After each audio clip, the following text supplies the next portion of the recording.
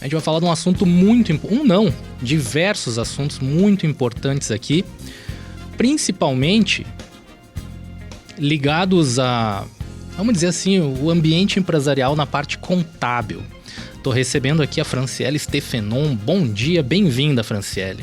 Bom dia, Arnaldo. Bom dia, ouvintes. Prazer estar aqui. Muito bom te receber aqui. A gente tem uma lista enorme de dúvidas, porque a área contábil está passando por uma mudança muito grande, né?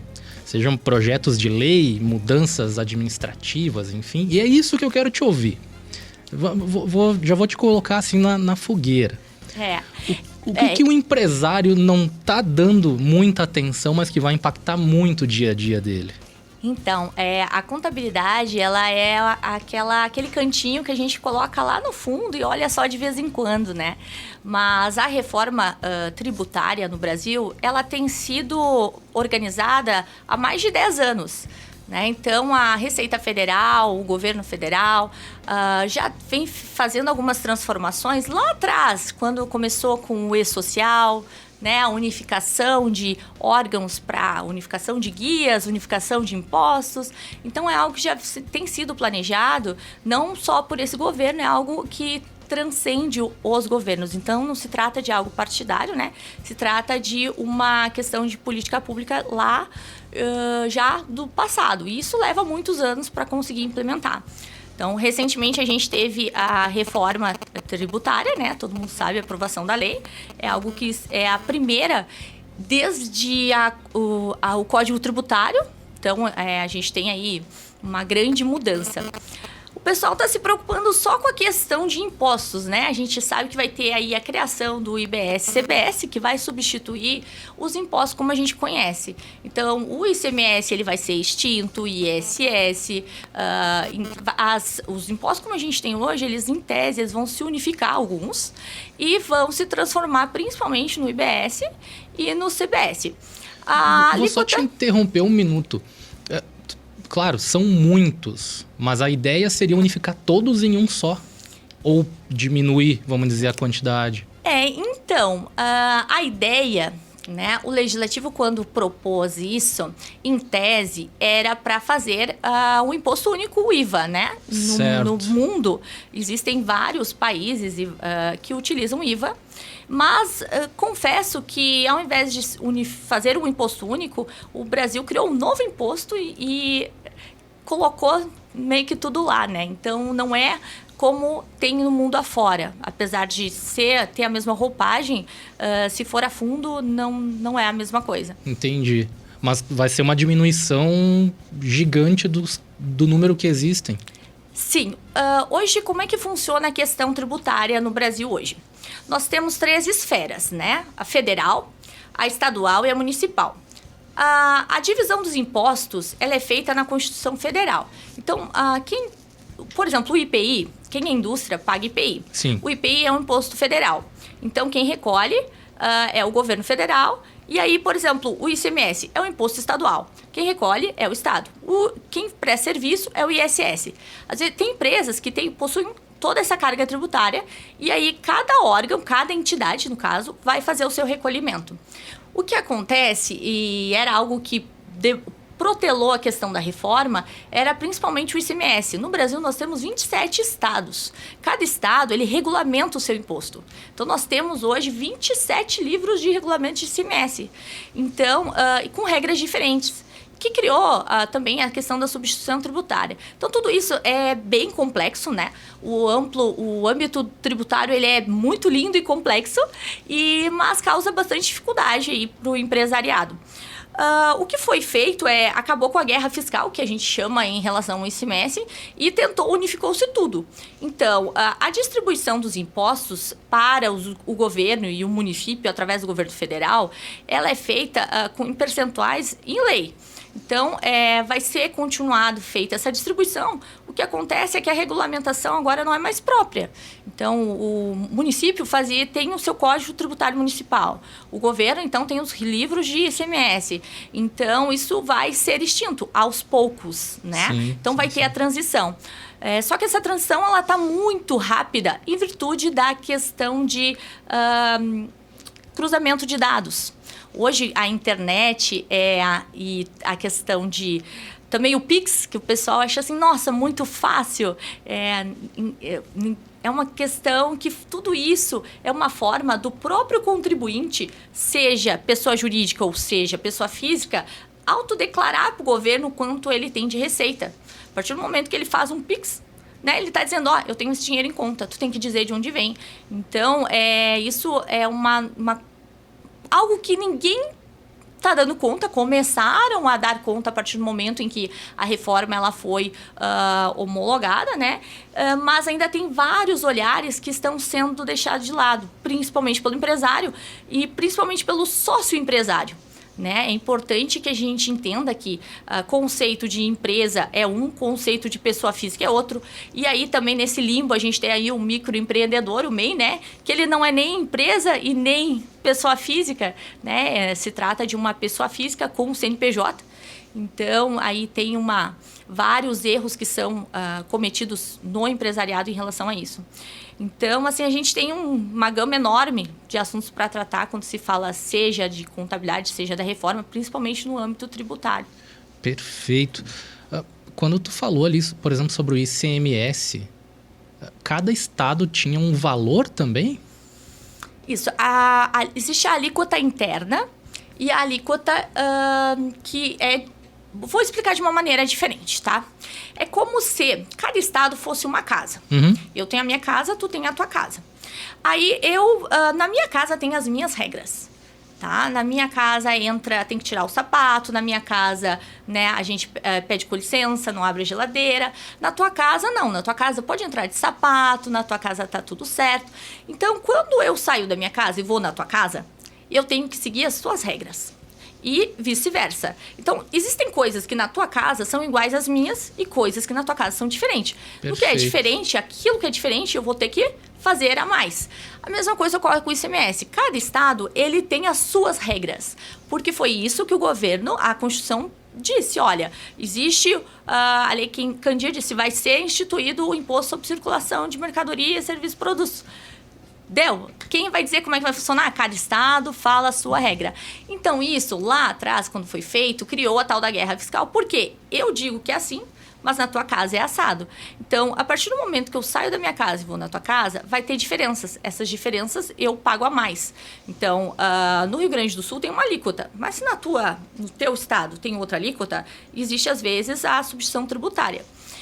Então, que é o quê? A diferença entre a minha alíquota e a tua alíquota.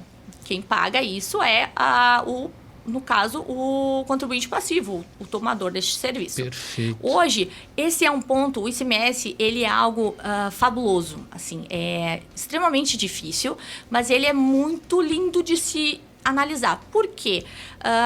Em 2017, o governo teve um estalo, né? Mas esse estalo não foi por iniciativa própria, né? O judiciário, ele vem carregado de muitas questões sobre quem deve pagar o ICMS, como funciona o pagamento do ICMS e principalmente em relação à substituição tributária. Por exemplo, eu sou uma empresa que fabrico ventiladores. Se eu fabrico, eu tenho IPI, daí eu vendi lá, aqui no Rio Grande do Sul, e eu vendi lá pro Paraná, né? Aí quem paga essa substituição tributária, que é essa diferença de ICMS? O governo do Rio Grande do Sul, ele não quer saber do ICMS que é devido para os outros estados. Então, por isso que tu tem que pagar a diferença por substituição tributária através de uma guia separada. Então, o Rio Grande do Sul só quer saber do que é devido a ele. Então, o que tem circulação dentro, o que até a ponto que apetece a ele.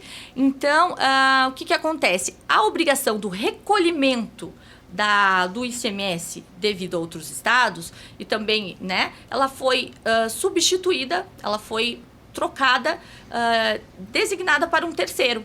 Então, criou-se a figura do substituto tributário.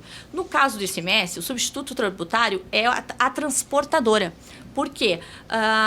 O conceito do ICMS é que o fato gerador ocorre no início do transporte, né? É porque a circulação é um imposto sobre a circulação de mercadoria. Então, quando é que ela começa a circular?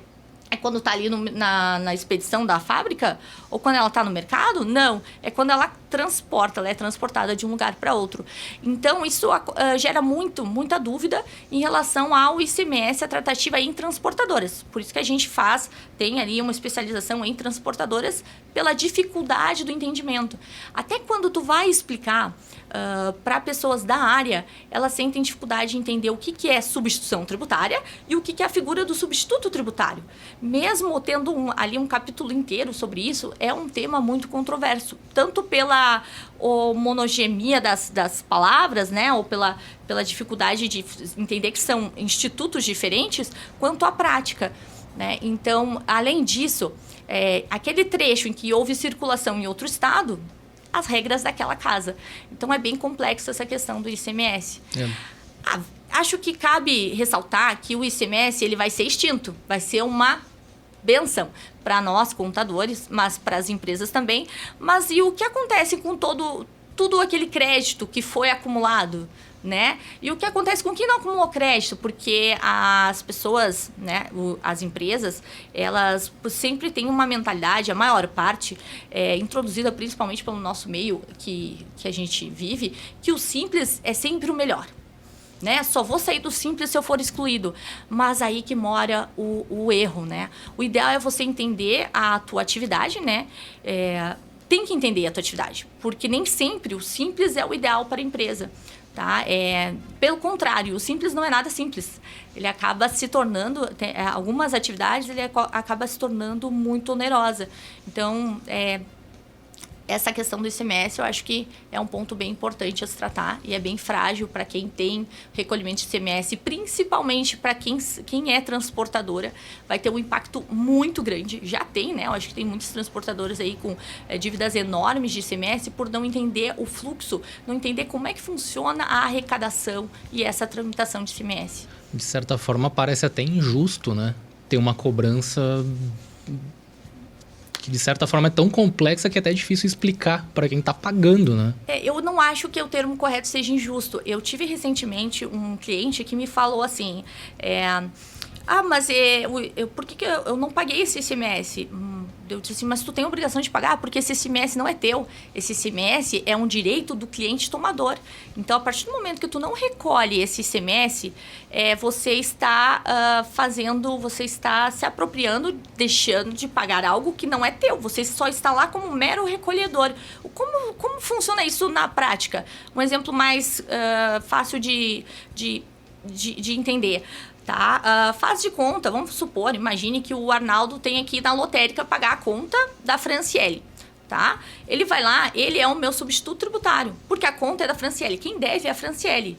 Tá? Então, se por acaso o Arnaldo tinha que pagar uma conta de R$90 e ele pagou 100, essa diferença a mais é direito meu, Franciele. Ele só fez a arrecadação. Tá? Então, quando a transportadora deixa de pagar, não vou pagar, está muito alto, enfim, ela está deixando de pagar um direito meu e não dela. Então, existe essa grande confusão. E aí, tem uma situação que as empresas nunca olham, nunca não vou dizer, né? Mas aquelas que não têm uma boa assessoria contábil. Gente, eu não falo de assessoria jurídica. Jurídica também é essencial, mas um suporte contábil, um olhar contábil tributário sobre o seu negócio, não vai conseguir entender que tributos é também uma vantagem comercial. Se o teu cliente ele é do lucro presumido ou do lucro real, você for do lucro presumido, do lucro real, ele também, dentro da operação de vocês, ele tem direito a crédito. Então, crédito é dinheiro. Tudo que você puder converter em receita de volta é dinheiro, isso é vantagem. Então, deixa de ser custo ou uma despesa e se torna uma vantagem. Então, ter esse entendimento, às vezes você optar por uma tributação mais coerente com o teu formato de empresa, faz toda a diferença, inclusive para que você fidelize os teus clientes ou traga vantagens para os teus clientes. Então, isso é importante entender que não é só pagar, só arrecadar. Às vezes, isso te traz novos negócios, oportunidades de negócio também. Perfeito. Para quem nos ouve aqui, precisa de uma análise do teu estilo de negócio, tem a Fisconte disponível aí para você. Vou deixar o Instagram aqui, @Fisconte, fiz com Z mesmo, Fisconte, como se fosse Fazer contabilidade. A ideia é fazer contabilidade. Fiz, tá certo, fiz, tá feito. E entrando em contato com a Fisconde, você vai ter, entre um ótimo atendimento aí, a assessoria da Franciele Stenfenon. Obrigado por ter vindo. Muito bom a gente poder conversar. Tem que retornar aqui para a gente abordar outras pautas. Como é um ano de mudança, de transição, é importante a gente trazer essa informação também para cá. Com certeza, Arnaldo, a gente está à disposição para quem tem dúvidas também, para vocês, para os teus ouvintes, né? Se quiser criar um canal, a gente tem aí... O nosso maior propósito é ajudar o nosso cliente, não só o nosso cliente, porque às vezes a gente ajuda também a comunidade, porque não se trata só da tua empresa, isso impacta todo o nosso meio. Então, é trazer informação que seja útil e que faça a pessoa não só apure impostos, ou não só pague impostos, que ela consiga entender o seu negócio e entender que isso vai ser o balizador dela estar no mercado ou não no ano que vem. Tá tudo muito aí. Então, gente, preparem-se e façam as perguntas. Não só perguntem que isso vai ser muito importante para vocês.